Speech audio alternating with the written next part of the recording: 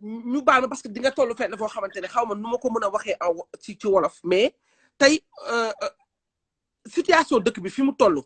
On ne dénonce pas seulement les arrestations des personnes qui réclamaient leurs droits en fait. du tooñu kase. du affaire bi du ay du boo gisee message bi nga xam ne sénégalais yi moom la ñu def tey jii benn kilifa parent. dëgg la responsable. dugg ci Auchan jël bagage du ma ne sa Auchan dugg ci Select jël bagage boo xamante ne tey jii sa xaalis jënd ko moomoo ko ngay gestu xam nga ne la ngay def neexu la. non loolu baaxul moom wax dëgg yàlla loolu moom rafetluwuma ko. même bu fekkee baaxul Adamo. waaw kenn rafetluwul situation bi am. waaye li nga xamante ne moom moo am tey jii kilifa gi nga xamante ne waaye jur bi nga xamante ne jël na bagage tey jii te jënd ko boole ci di gestu kooku amul lu ko neex. waaw amul lu ko neex de mais danoo sës nag Sénégal situation. mais Sénégal sës gi ñu sës Adamo moom laa lay wax ne la. dëgg la tey jii suñu njiit yi kilifa yi nga xamante ne ñoom ñoo ñu jiite. Adamo ñoo war a décrypter message bi leen population bi jox. lii message la. dëgg la dëgg la. message la boo xamante ne dafa am lu muy làkk ci ginnaaw. tey jii on dénonce la pauvreté Adamo. Bref, on dénonce la pauvreté. non dëgg la ndax dama am vidéo bu daw yaram bu ma dugaloon fii. non respect des droits de l'homme dañ waxante dëgg non respect des droits de l'homme tey jii dafa am ay arrest maa ngi la koy wax sànq. tey jii on dénonce la pauvreté on dénonce xam nga le non respect des droits de l'homme tey jii l'interdiction à l'information. mais tey ku mu neex setaan fu la neex. ñi bëgg setaan seen TV fan la ñuy setaan ñi bëgg setaan Walf fan la ñuy setaan. parce que tax Sénégal tëj na télé yooyu. amuñu droit joxe information. c'est des chaînes privées. tey problème bu amee ba tey jii situation ñu ne kilifa yi dañu génn wax kilifa yi def association daal di dem fi nga xamante ne moom mooy nu mu tuddati à 2 pas de notre chaîne nationale. mais pourquoi pas RTS mënut a génn daal def daal def kii daal def naka lañ koy waxatee daal def couverture médiatique boobu won ko Sénégalais yi pour ñu wane ne sax au moins radio télévision sénégalaise du pour benn nit du pour benn parti. waaw mais RTS ku xam RTS xam ne RTS moom état bee ko moom. l'information tey jii day mujj nduru dictature. dëgg la. xam nga les biens des Sénégalais récupérés par les privilégiés. loolu la gars yi di dénoncer. c'est des messages yoo xamante ne dañ ko war a teg décrypter ko ne lan moo xew. léegi yow bisu yow ban jàngat nga ko yow maanaam noo ko dundee ak ban jàngat nga ci am. nu ma ko dundee là on parle de manifestation là on parle de manifestation mais pas de vandalisme. tey les agresseurs tamit la situation. xaaral boo xoolee li ko waral lépp pour attaquer des gens. xam nga saccager leurs voitures les banques les supermarchés en passe. dafa am lu xew dafa am lu am. loo xamante ne nañ ne lii moo fi xew loolu ça n'a rien à voir avec Sonko. avec l'injustice ou encore la France. dama bëgg ñu comprendre ça n'a rien à voir avec Sonko avec l'injustice ou la France. xam nga du benn. s'il ne nous trouve pas dans nos maisons c'est déjà bien parce que tamit sinon on devra dañuy mujj subir benn génocide et c'est désolant c'est écœurant Adamo dafa am loo xamante ni il faut que nit ñi expliquer les choses telles qu'elles sont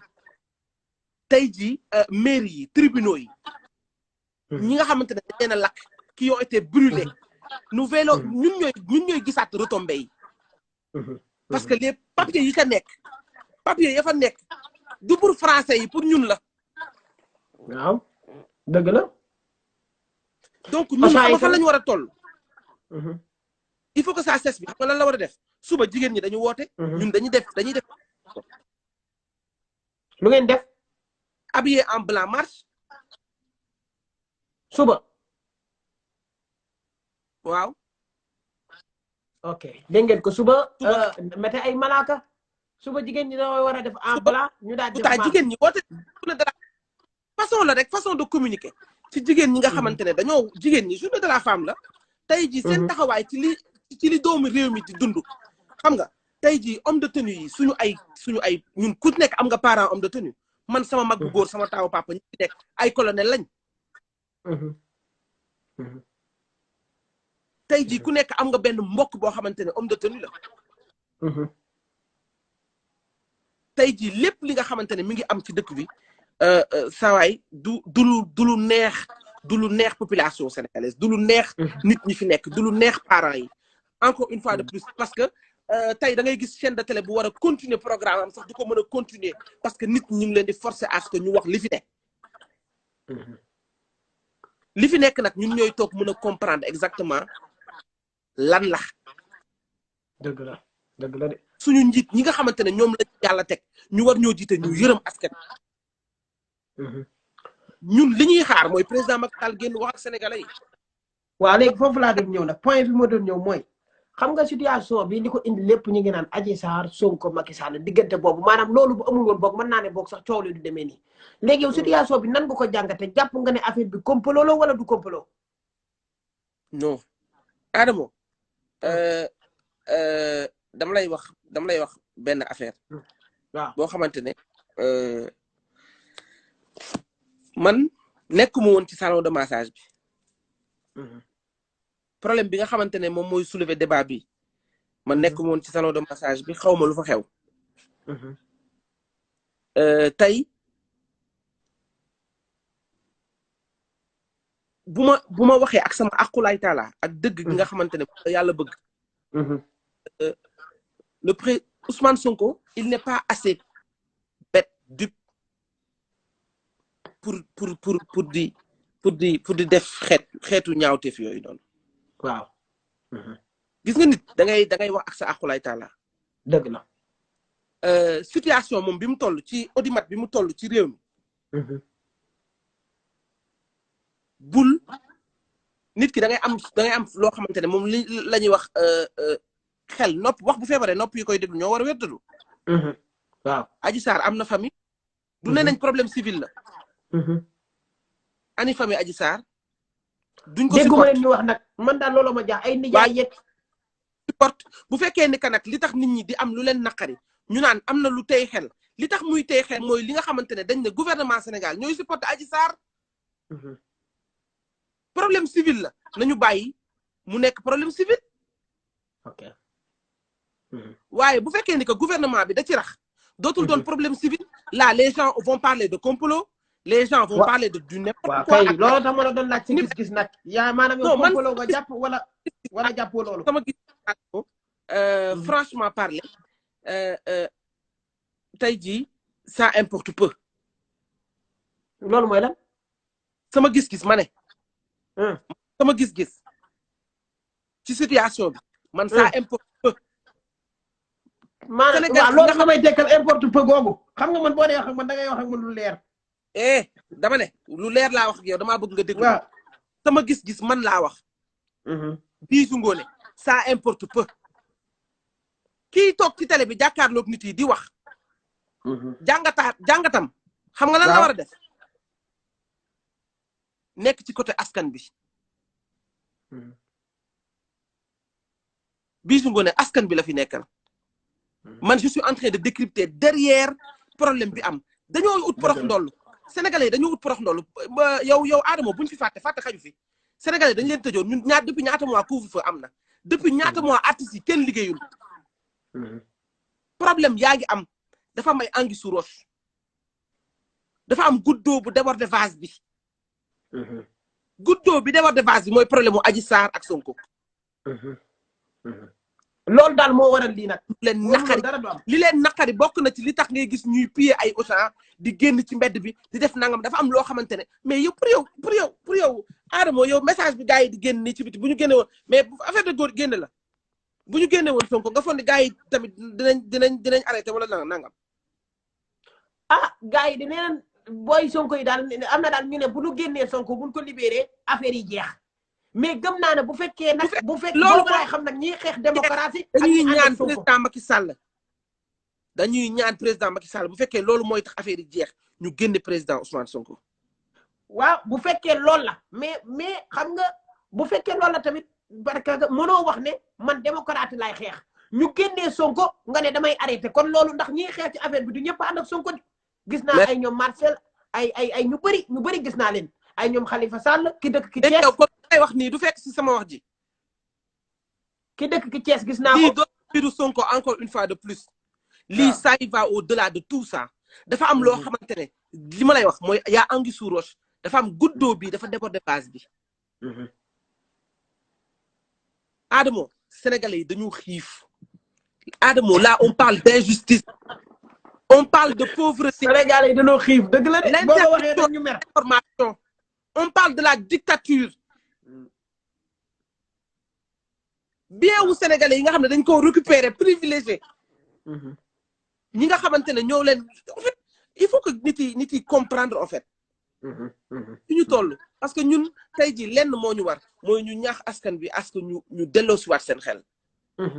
ñu gisaat sénégalais bi nga xamante ne moom la ñu tàmmoon di gis sénégalais digne respectueux am jom am fulla am fayda baax pays teraanga malgré tout ça yaa ngi seen kaf bi sax ci biir parfois pays teraanga di doonatu ko pays soxor la de ay arme kit ay arme Auchan ki ay kanook léegi yow lan nga gis ne moom mooy situation bi maanaam lan nga gis ne nu ma la ko mën a waxee waaw lan nga gis ne daal mooy solution laa bëgg a wax solution bi mooy ndeysaan Adamo daal yow dangaa neex quoi meex nga am ay lan mooy solution bi xam nga solution bi yaa ngi naan léegi booy nee nañ il faut ñu génne il faut être bête pour croire que Ousmane Sonko est à l'origine de toute cette agitation en fait autant de dégâts en 2 jours nga naan man jàpp nga ne yow solution bi mooy booy yi tey jii ñu continuer di sànni xeer yi peuple souffre en silence problème bi loolu la nit yi dañoo yàgg am naqar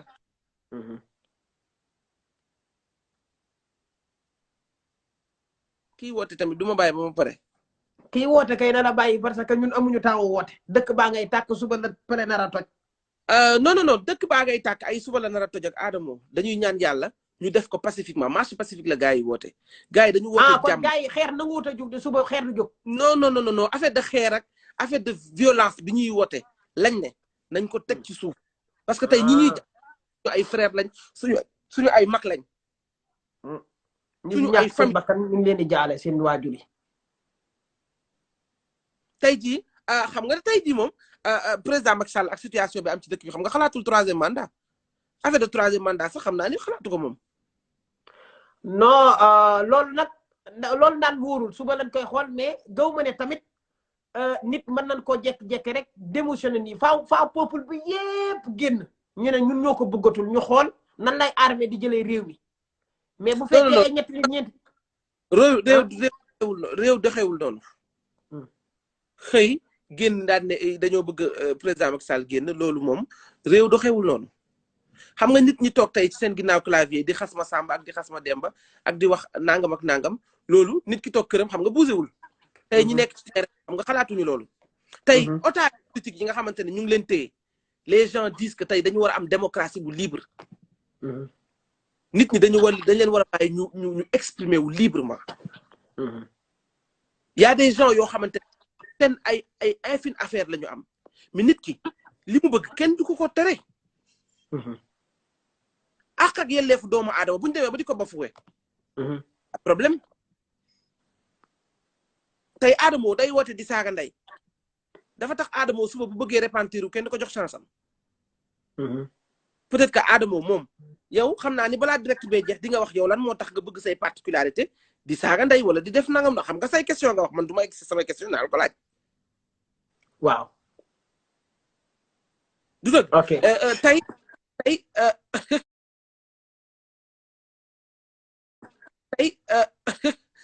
xam nga yaa ngi reetaan ba pare di nga wax pourquoi sa afro bi pourquoi sa góor yi ak wala da nga taxalanti wala yooyu yëpp dinaa la ko laajaale donc dafa